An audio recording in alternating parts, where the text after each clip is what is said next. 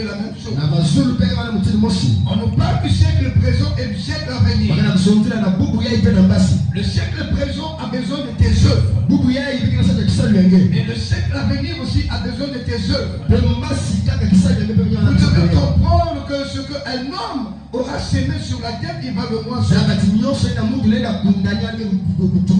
va faire un effort de marcher de la volonté de Dieu. Est-ce qu'on peut acclamer le Seigneur?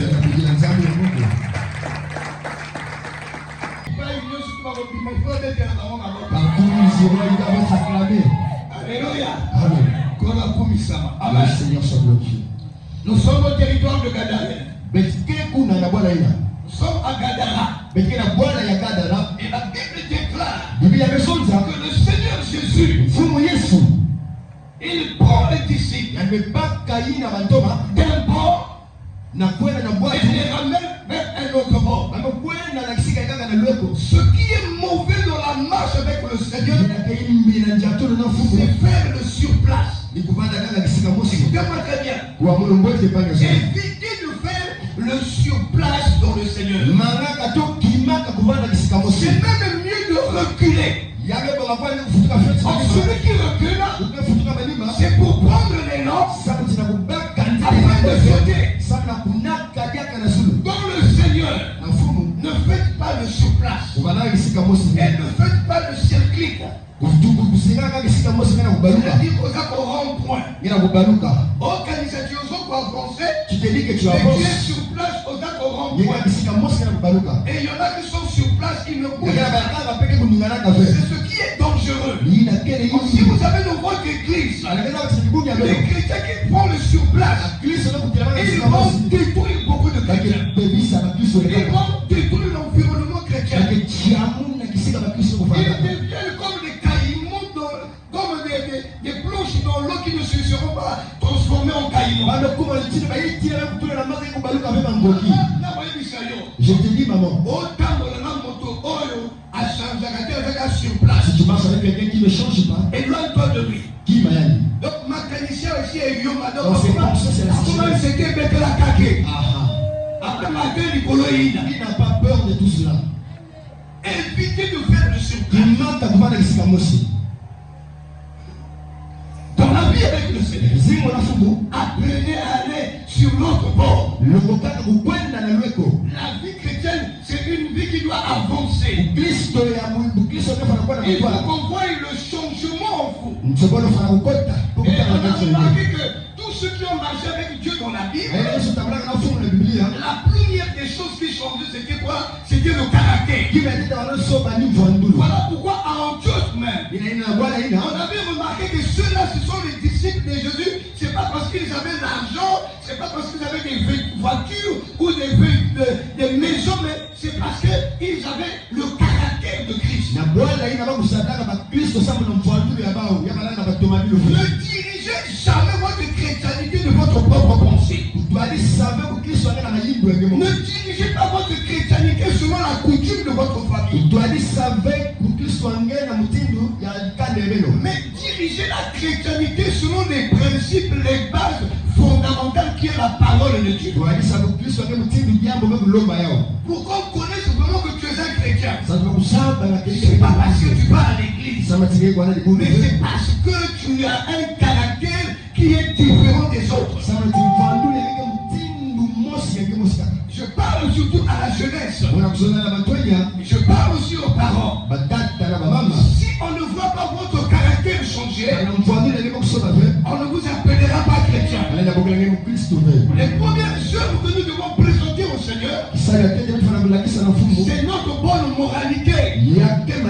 La bonne moralité à l'église, la bonne moralité à la maison, la bonne moralité au lieu de travail, la bonne moralité au travail et dans le quartier. Il faut qu'on sache de toi une personne qui fait des bonnes choses.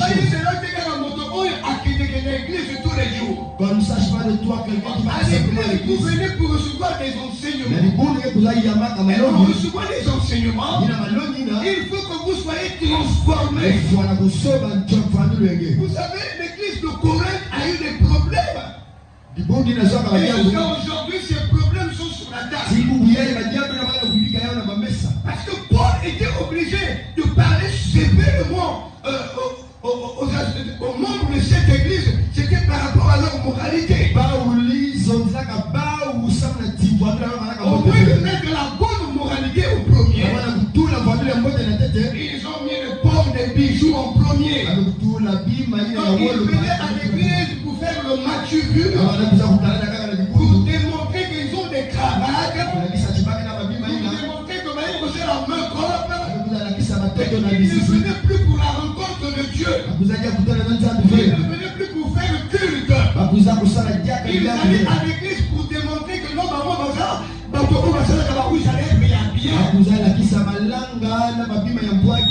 l'église, la première des choses, c'est aller rencontrer Dieu. Et quand tu rencontres Dieu, tu te donnes une manière de marcher avec lui. Et une fois que tu passes sur l'autre bord, les comportements que tu avais dans le monde, tu dis dans le Seigneur, on ne doit pas trouver le même comportement. Les manières d'agir, les manières de faire, que ce soit dans le foyer, que ce soit dans la famille, quand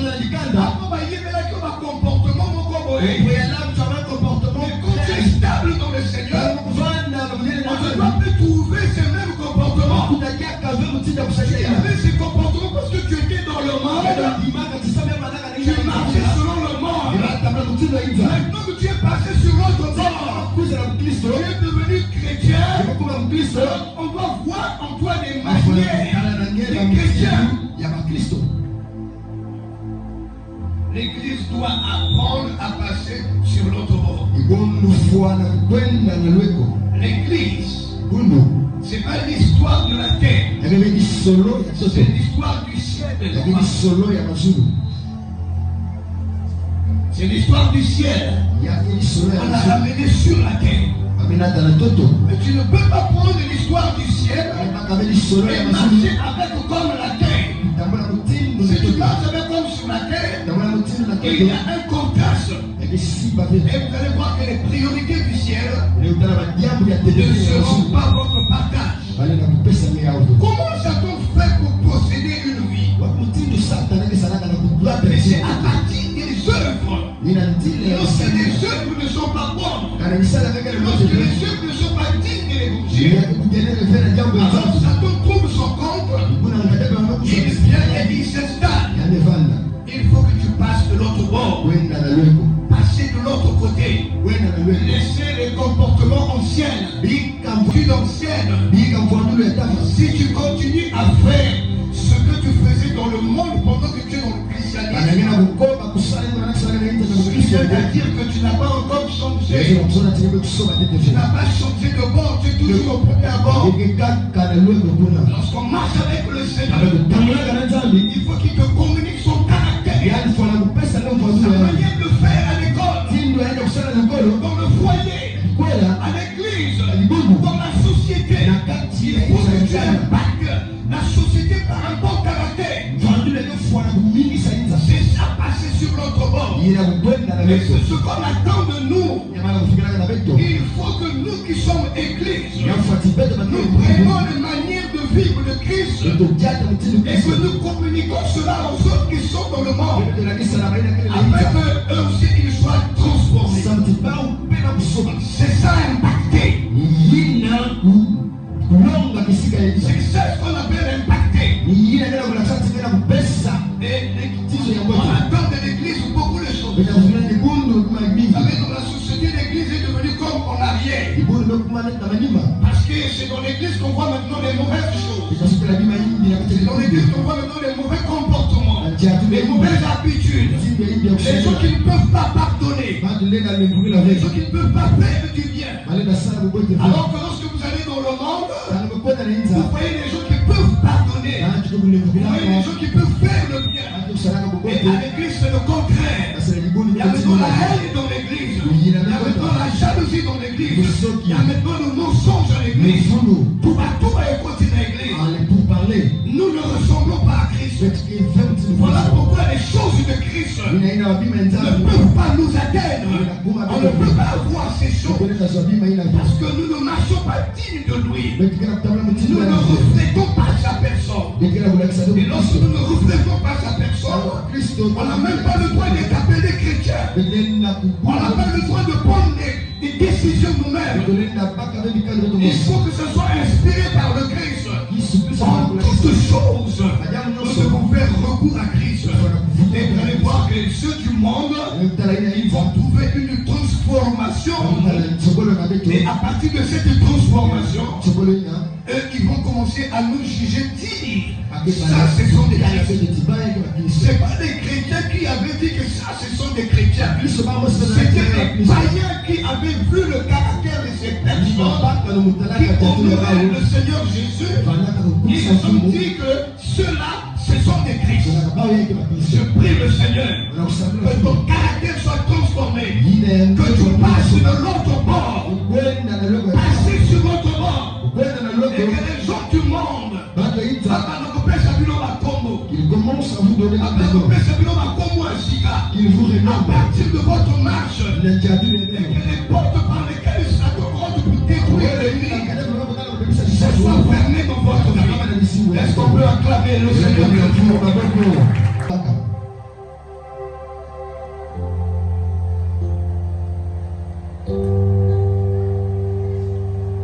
La Bible dit que lorsqu'il descend sur l'autre bord, devant eux, il y a un homme qui est possédé d'un esprit. En fait, cet homme n'était pas possédé par un esprit, mais l'esprit dominateur parmi tous ces esprits-là, celui qui se faisait voir, celui qui menait le peloton parmi tous les démons. La Bible dit que ces démons étaient au moins 2000 démons en lui. Cet homme était possédé de 2000 démons.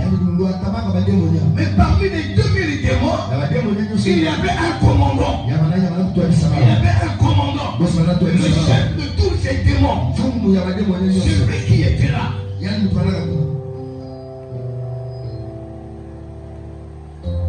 Donc celui qui était représenté. Mais il y avait d'autres démons cachés. Vous savez, les démons, ils sont bien organisés. S'ils sont 10, chacun joue son rôle. Il y a un démon de séduction. Il y a un démon de vol. Il y a un démon de maladie. Il y a un démon de servitude. Il y a un démon qui vient pour bloquer, pour limiter. Chacun joue son rôle. Ceux qui étaient avec toi le mercredi, c'est l'enseignement. Nous avons organisé les 4 tactiques par lesquelles Satan possède les gens.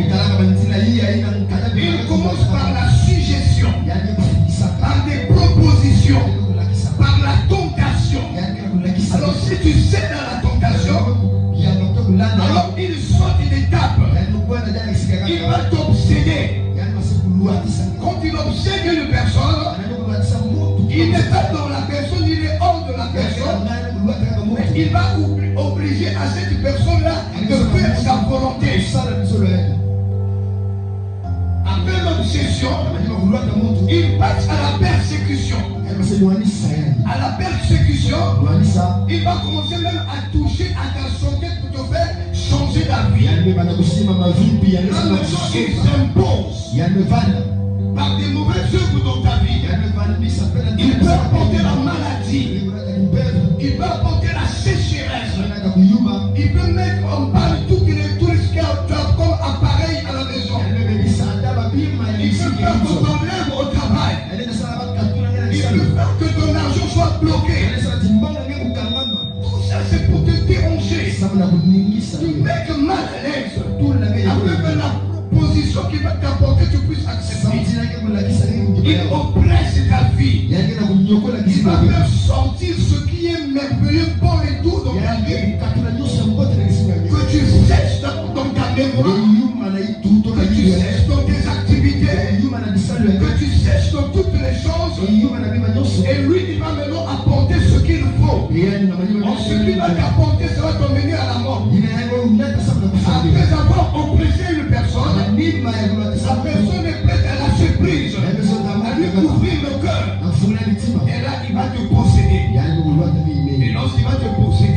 Il va régner sur ta volonté.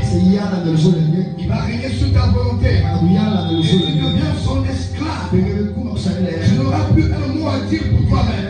C'est ainsi cet homme. On avait possédé déjà sa volonté. Il ne marchait plus selon sa volonté. Parce que le diable possédait sa volonté. Et le diable l'orientait, le guidait maintenant. Et le diable devait lui dire ce qu'il devait faire. Il était devenu esclave de monde démoniaque. Satan était devenu son maître. Cet homme, la Bible dit qu'il a trouvé sa maison dans les sépulcres. Et tous nous savons ici, même si on permet seulement pour une nuit, on peut là, la tombe, il y a papa non à Koufa, ou maman non à Koufa, à la cimetière, il y a continué à côté. Pire encore, ce sont des personnes que lui, il ne connaissait pas, qui sont morts. Mais lui, il vivait avec eux dans les sépulcres. Regardez la dimension que Satan humilie et détruit la race humaine. Jusqu'à imposer à l'homme de trouver une demeure dans les tombeaux, dans les cimetières. Lorsque vous lisez ce texte-là, il faut bien réfléchir.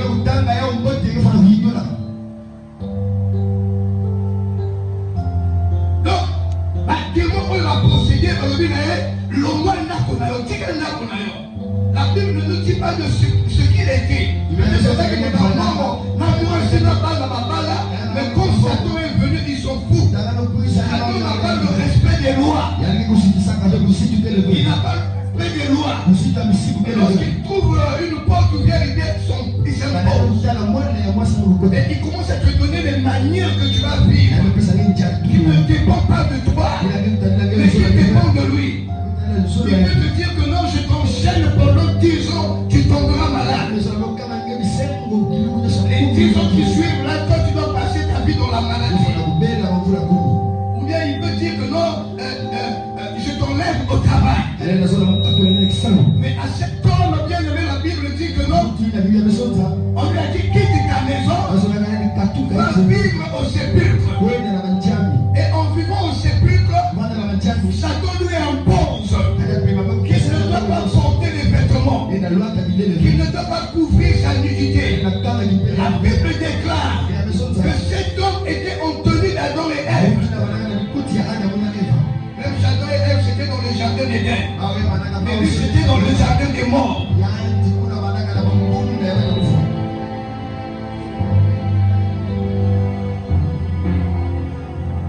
Regardez la dimension de l'humiliation. Soga régnait dans ma soeur, ma carte, comment c'est la soeur?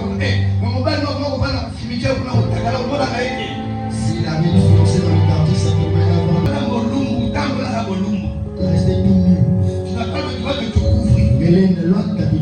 Parce que se couvrir, c'est la volonté de Dieu. C'est Dieu qui avait décidé de couvrir la honte de l'homme, sa nudité. Et donc, quand Satan vient, il va faire le contraire. Satan vient s'imposer avec le contraire de ce que Dieu a établi dans ta vie.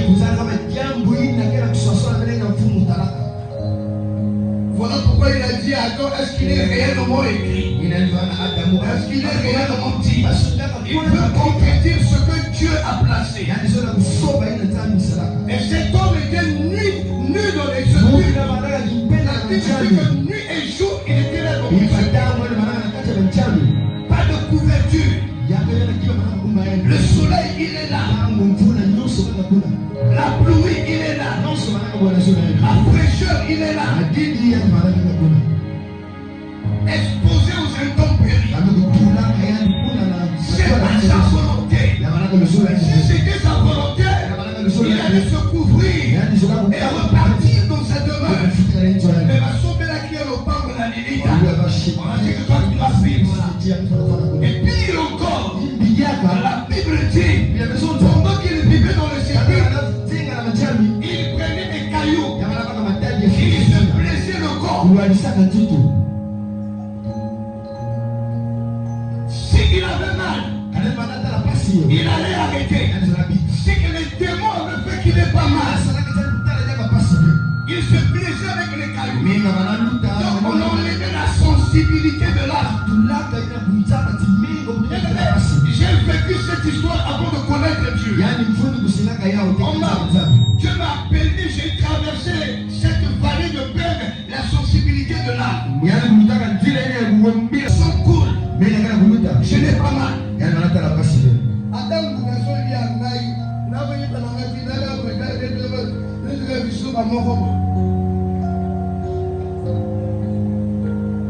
Et c'est donc c'est comme ça. Lui maintenant il prenait les cailloux à Andy Passola. Il se multipliait avec des cailloux. Et puis il encore bien aimé dans le Seigneur. C'est un homme où les dons sont encore enchaînés. Et on enchaînait avec des chaînes. Et les démons lui donnaient la force de couper ces chaînes. Donc plus personne ne pouvait le lier. On ne pouvait plus le maîtriser. Regardez ce que les démons font dans la vie d'une personne. Voilà, ça c'est pas bon d'ouvrir les portes aux démons. Un démon commence à te ronger, à pénétrer en toi au travers de ta pensée. Voilà pourquoi il y a bien les pensées de vos cœurs. On fait la haine parce que c'est l'œuvre de Satan. Il trouve ça en toi pour que vous soyez bons les uns et les autres. Ne soyez pas jaloux des autres. Il faut qu'on sorte de l'union. De l'amour, le pardon, la bonne compréhension. Lorsque Satan commence à t'attaquer, il t'éloigne de toutes les personnes qui sont utiles et qui peuvent te ramener à la maison. Voilà pourquoi moi, actuellement dans cette église, quand je vois que c'est une âme de l'église qui commence à insulter l'église, insulter le pasteur, s'éloigner du pasteur, il faut là la donation du Satan. Parce que toi-même, tu ne comprends pas que c'est Satan qui t'emmène loin de ton Père.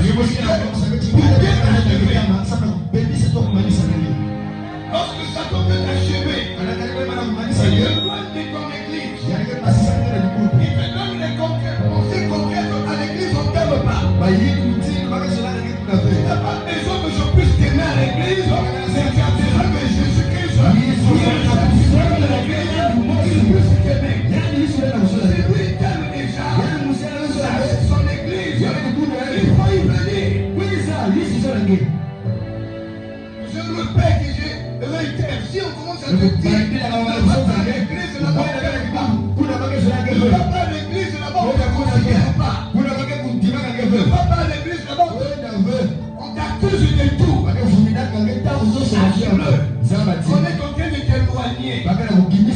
Tu lui où est-ce que tu peux avoir la délivrance.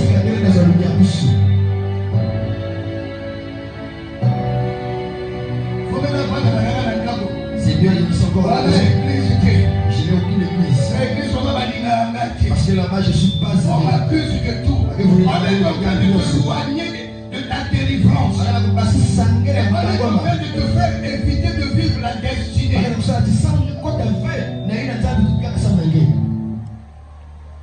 N'importe quoi rentrer ici.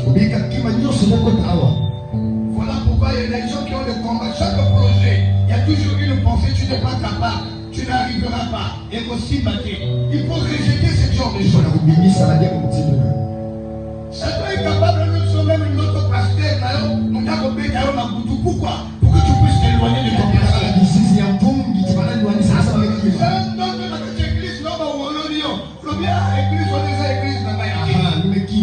Alors que ta bénédiction c'est ici.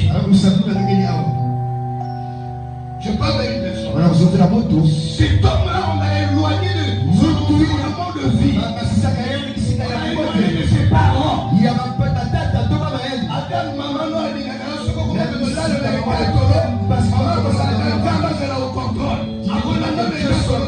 ta maman ne te suivra jamais au cimetière. Tu vas encore repartir.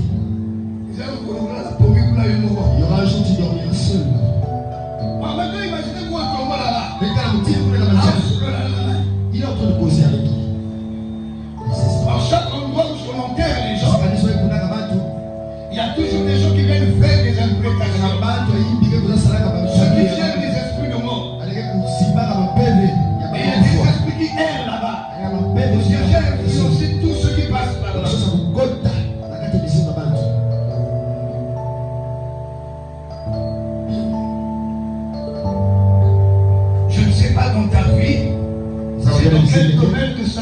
moke azopesaka yo baidée. Moi, avant de connaître le Seigneur, mon père était mon ennemi.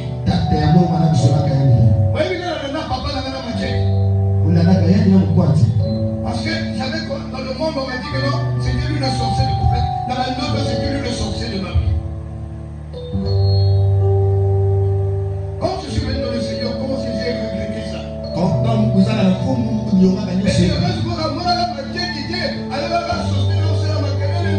je suis fatigué.